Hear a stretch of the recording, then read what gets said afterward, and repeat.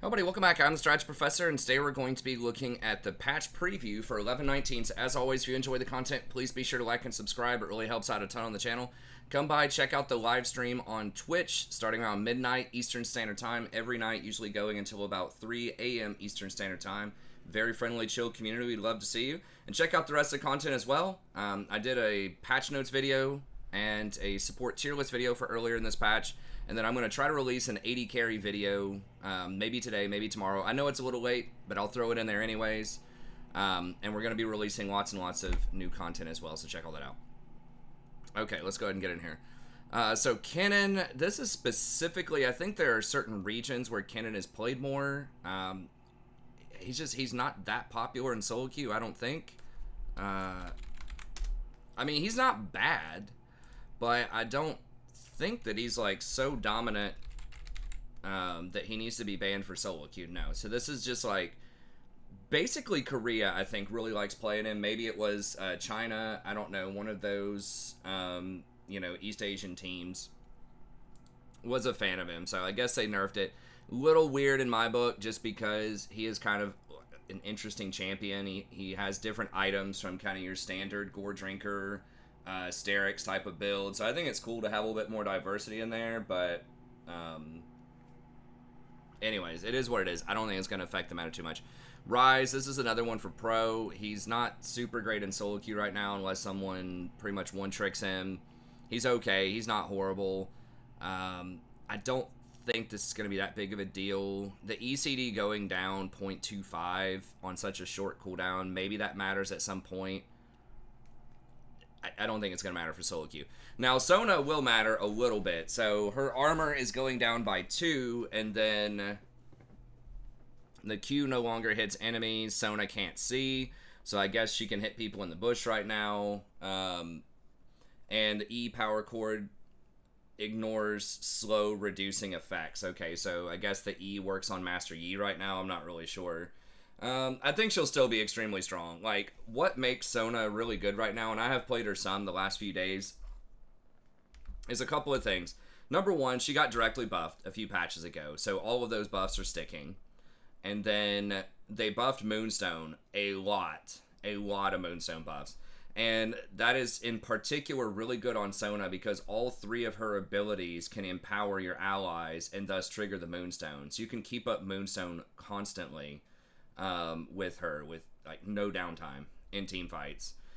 And I mean, Shirelia's is still pretty good on her as well, because the same thing can be said of Shirelia's, right? You can increase movement speed, but I think in a lot of fights, you already have a movement speed boost with your E that you can give to allies, and you can only trigger the passive on Shirelia's once every 4 seconds, versus Moonstone, I think it ticks every 2 seconds.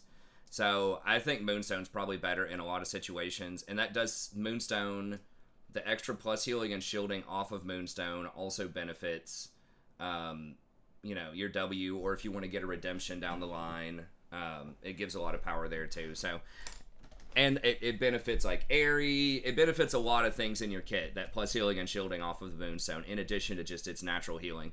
So those two benefit her a lot. And then the other thing is they just nerfed a lot of the like burst champions.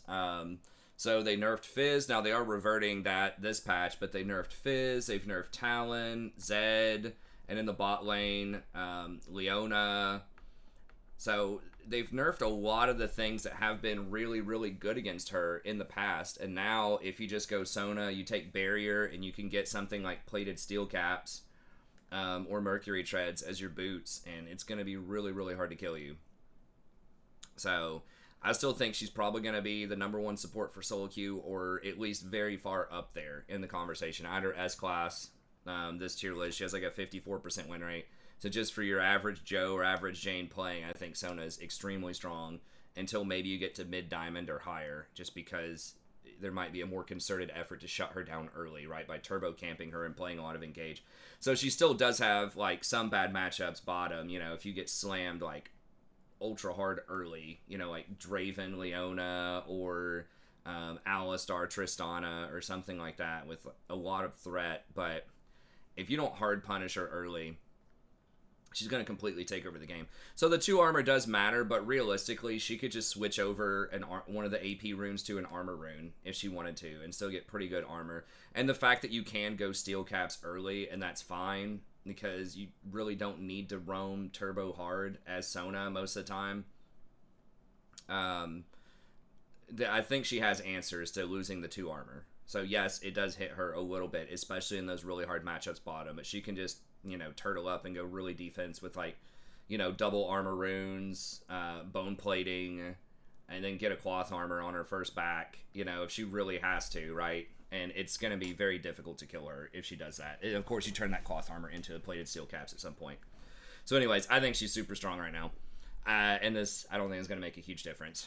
Soraka, the heal is going down by 20 on the R. Now, Soraka does have a high win rate too. I think Sona is even stronger right now, just because of how her auras work with Moonstone and work with Staff of Flowing Water or Chemtech Putrefier. There's just so many benefits to the aura right now, because so many items, have phrasing like whenever you buff an ally or whenever you heal or shield an ally, and she puts it out better than anybody. You can get Font of Life on Soraka if you want to. She can trigger it if she hits her Qs on people, and that's still pretty good.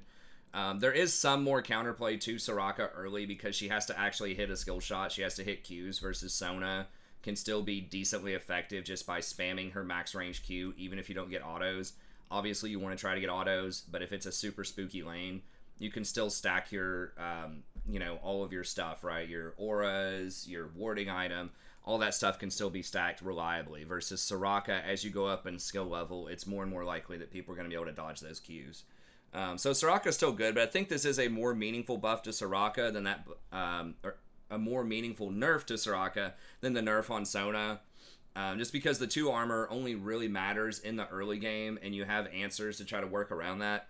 Versus the Soraka, 20 healing at level 6 is pretty significant, because you have to remember, this is a base number that has lots of modifiers on it, right? So if they're below 50% health, you get 40% extra healing. And then, of course, you have the Revitalize modifier. You have any plus healing and shielding modifiers. If they take a Spirit Visage or something, that's a modifier. So there are a lot of things that are modified by this base number. So even though it doesn't look like a lot, 20 nerf off of that, when you start calculating in how that compounds over time, it's a pretty significant nerf. Yes, it does clear Grievous Wounds, which is good. So I think it's still probably a net buff than where it was previously, but this is definitely a step down from where it currently is. So if they took her up to a 9 or a 10 last patch with getting rid of the Grievous, this, might knock her back down to an 8 or something like that. So I still think she'll be pretty good, but it definitely is significant, especially at max level. You very rarely get to max level on Soraka, but the 50 off is a very big deal. That's like 17% of your healing gone of the base. Again, that's more important than plus healing and shielding, because it determines how all of that other stuff scales. She'll still be pretty good, though. I think she'll still be S tier. It's just Sona's a little bit better, in my opinion. Okay, Varus. The QCD is going down at later ranks. He's not that good in solo queue right now. He has been played a lot in pro, although I don't think his win rate in pro has been particularly astounding either. He's just picked a ton. So I don't think it's going to matter that much for solo queue. Yeah, he's got a 48% win rate. People primarily just play him for pro, or because they see pros play him. So I think he's not that good, and he's going to continue to not be that good in solo queue. Just after a lot of the nerfs and just how the meta's changed, where there's so many healing and shielding champs now with Soraka, Sona, and just everybody having Gore Drinker, that the poke just doesn't matter as much in a lot of solo queue situations as it has in the past. Okay, and I think if you want that type of champion, if you want something that pokes, I would just play Ezreal. I think that Ezreal's itemization just lines up a lot better with the meta right now. He has much lower cooldowns on his Qs, obviously. I think Ezreal's a better Varus right now. I don't know what Ezreal's win rate is. It's not that much higher, but I think he has a lot more potential and scales better later on in the game, just because his cooldowns are so much shorter. Okay, if you want that type of thing, as far as poke champions go. Okay, Aatrox, his WCD. So I don't remember which cooldown that is. If that's his, like, slams, I think that's his Q, though, or where he gets those 3 hits. So they're not buffing that. That might be the chains. I can't remember. But I don't think it's going to matter. Whatever it is, 6 seconds off in the early game maybe helps a little bit. It seems like he should be good with, like, a Gore Drinker Sterix meta. But, I mean, he is. He's not bad. He's 51%. What is the W? Let me see. It feels like he's just not as impactful. Like, there's just more counterplay to him than something like a super fed Irelia, even though Irelia's win rate overall is probably lower. Yeah, it's the chains. Okay. So you can go for all-ins a little bit more in the lane. That's probably what you max last, I would assume. So that's pretty good.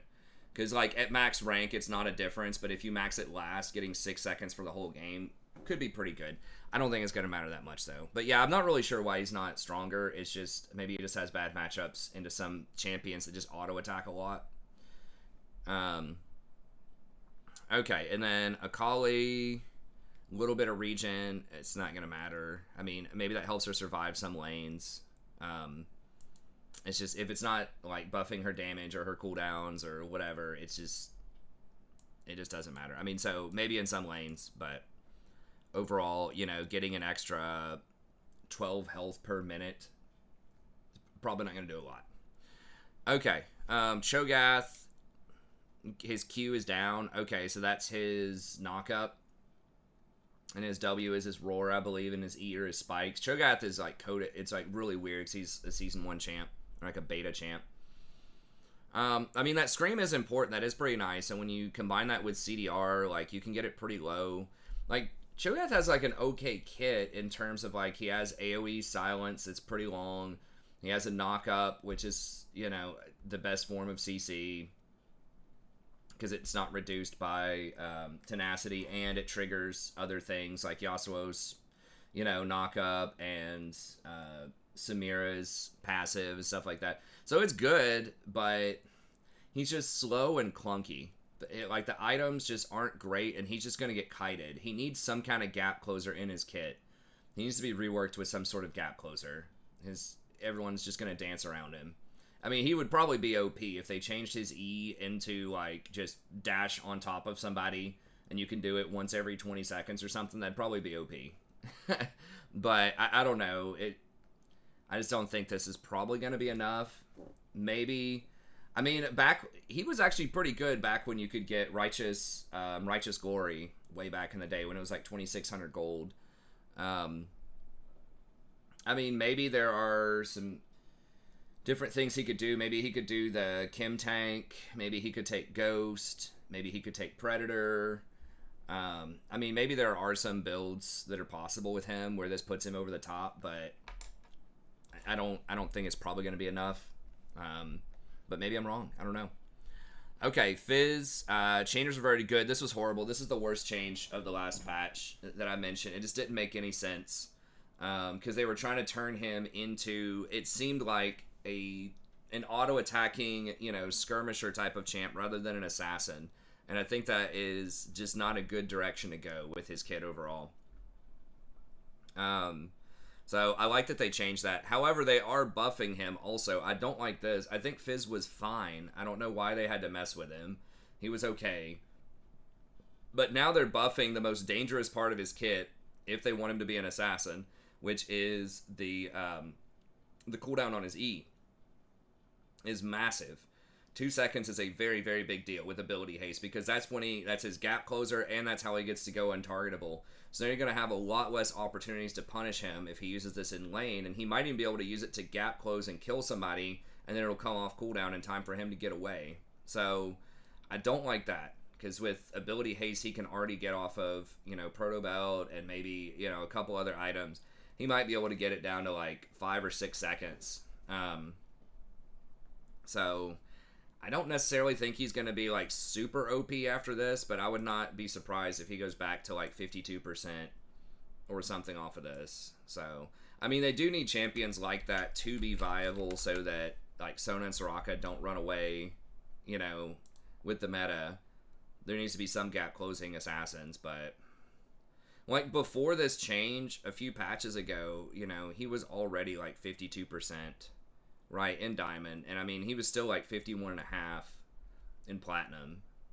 So he's fine. Like, I think if someone's between the 48 and 52 in solo queue, for the most part, they're probably fine. He's not used in pro, so I don't know.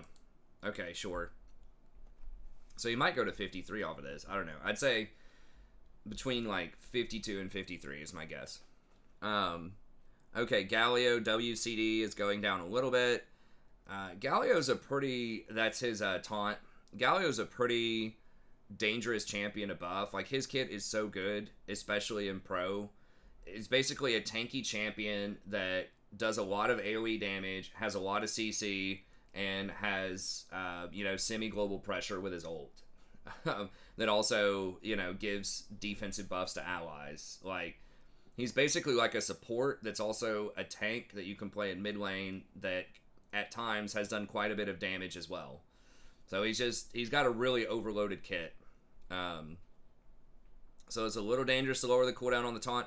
However, at 16 seconds, you're probably still only going to be able to cast it once per fight, so most of the time, it's probably not going to matter. Unless you try to taunt somebody in lane and you miss, then they're going to have less of a window to punish you.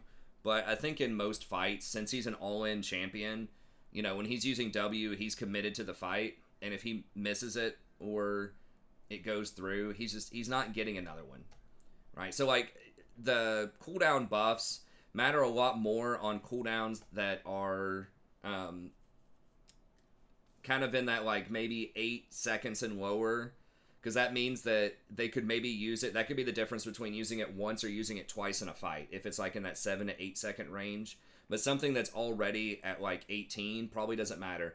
Or sometimes with poke champions, you know, having a lower cooldown on some like big ticket engage or poke or something like that can matter, because with the poke, you don't have to commit to the fight.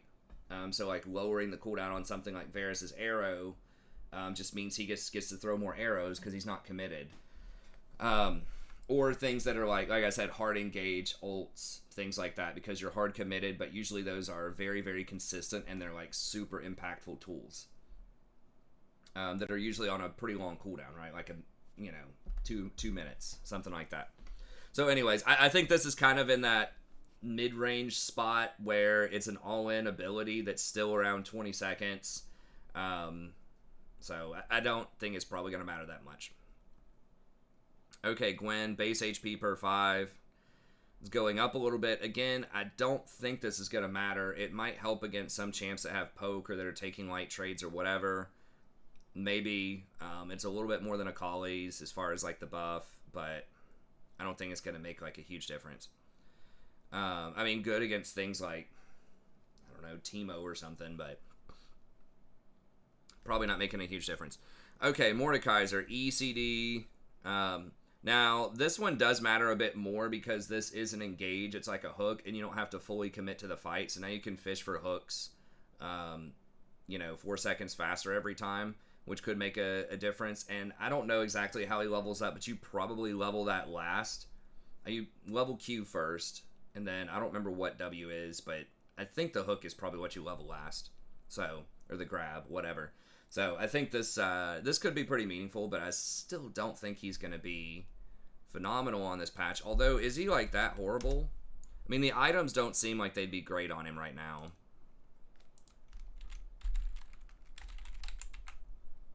He's not bad. He's 51%, so okay, sure. Poppy, the passive where you can pick up your shield, is going to happen more often. I know people on the channel love Poppy. You know, they love Poppy, especially Scott. But I just don't think this is going to matter. I think she's too far off meta most of the time. Just the items don't really suit her right now. I see her more in the jungle than anything else. I mean, maybe this does help jungle Poppy some, like Predator jungle Poppy. They did buff Predator a while ago, and I know people were getting that for a while there. Maybe. I would like to see them double down on her W, the thing that stops mobility. I don't know what they would do with that. Maybe if she actually stops someone from moving, it would lower the cooldown by 50% or something. I don't know, but I kind of like that identity of Poppy being a tank that just kind of sits in combat and, you know, stops people from moving around as much. I think that's kind of a cool identity. I would like to see them maybe rework her passive. It doesn't make a lot of sense with her kit. It's like, it's cool you knock people away, but like, what are you trying to do with that? You're gonna knock people away and then kill people, I guess. Like, it's like an isolation ability, right? Or like a skirmisher type of ability, versus I think her identity, you know, should be more around like team fighting, kind of like Braum, but instead of like blocking projectiles, you're blocking mobility. I think it should be something like that. So I would like to see maybe them bring back the diplomatic immunity. Also didn't make a ton of sense just because her old school ult, just because again, that's like isolation, like assassination, AD, blow them up, Poppy. Maybe that's how people like to play her. I don't know. But I think she needs to get a much more clear niche, because right now she's just getting outcompeted on virtually every scale, I think. I wouldn't be surprised if she has a positive win rate right now.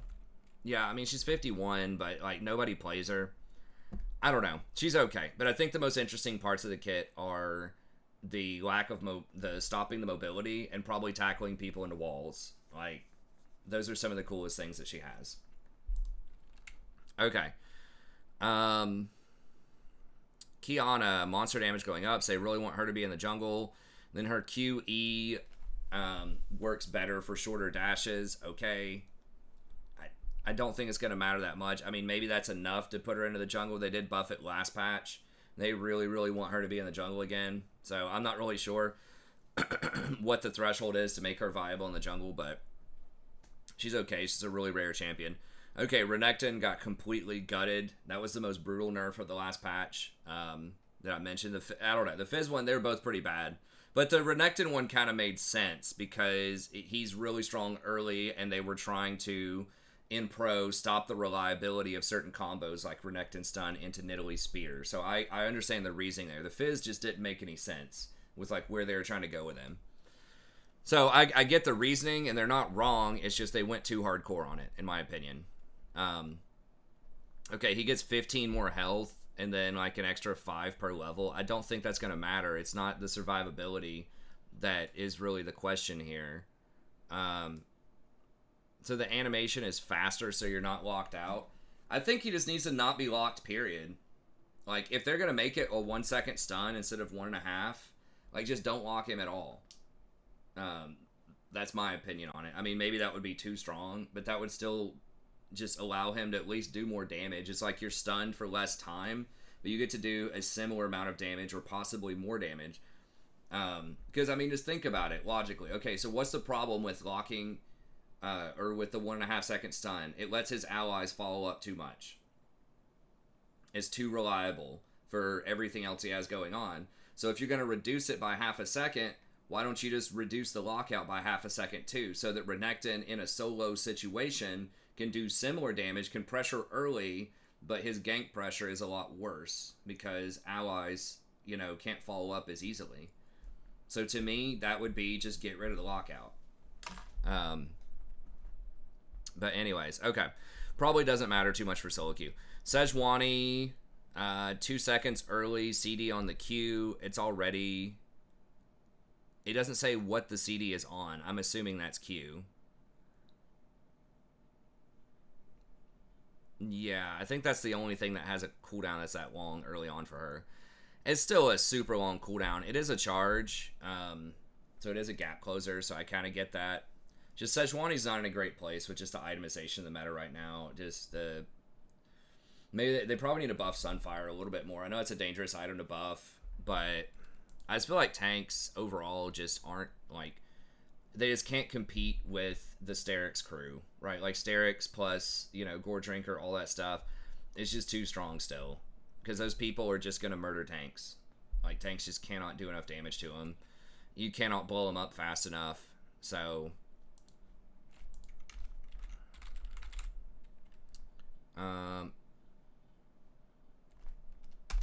Where is she? Okay, so she's at like 50%. So again, not horrible, but I think that, you know, there either needs to be a nerf to Sterix or there needs to be a buff to Sunfire. Okay, and then what else do we have? Seraphine, cooldown by 20 seconds. That's actually pretty big. It's still a really long cooldown at 160, but it is a very high impact cooldown.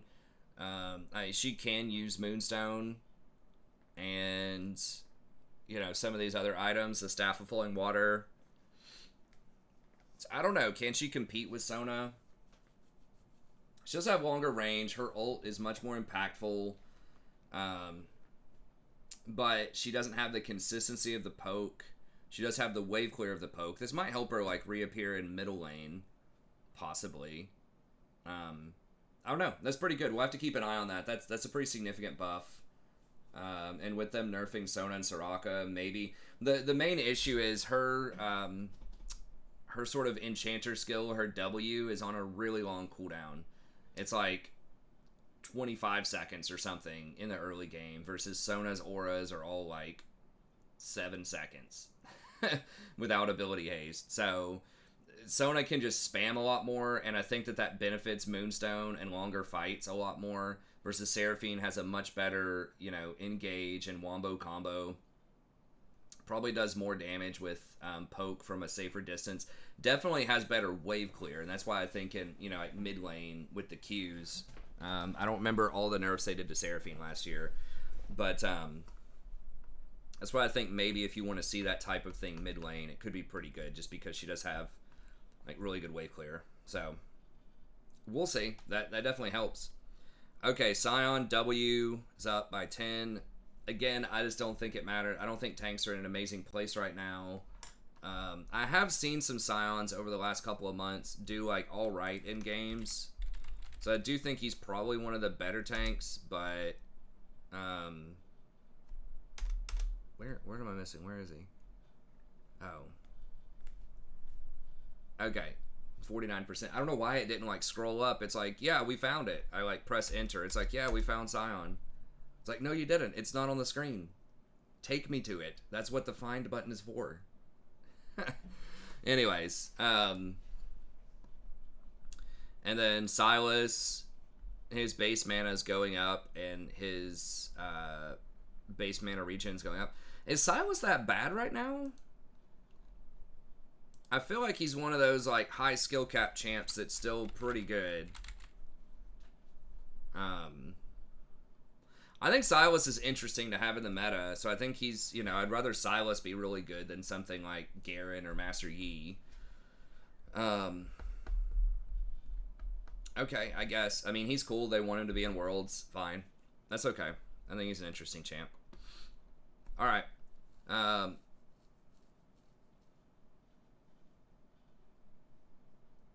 Okay, what? They're defending Fizz.